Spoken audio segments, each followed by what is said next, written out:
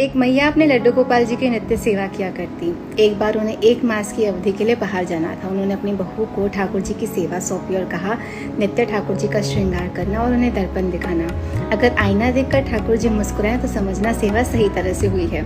अब अगले दिन से जब बहू ने सेवा संभाली तो ठाकुर जी को नहलाया, श्रृंगार किया और फिर दर्पण दिखाया, लेकिन ठाकुर जी मुस्कुराए नहीं। वो चिंतित हुई और उसने फिर से ठाकुर जी को नहलाया, फिर श्रृंगार किया, फिर दर्पण दिखाया। इस प्रक्रिया को उसने 12 बार दोहराया, लेकिन ठाकुर जी नहीं मुस्कुराए।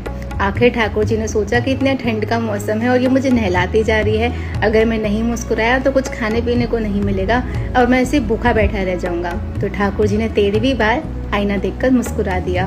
अब जब ये मैया अपनी यात्रा पूरी कर कर वापस आई तो उन्होंने ठाकुर जी का श्रृंगार किया, लेकिन ठाकुर जी प्रकट होकर उस मैया का हाथ पकड़ा। कहा, मैया श्रृंगार तो मैंने आपका स्वीकार किया, लेकिन आईना तो मैं आपकी बहू रानी के हाथ से ही देखूंगा, क्योंकि अब उसके साथ मुस्कुराने की,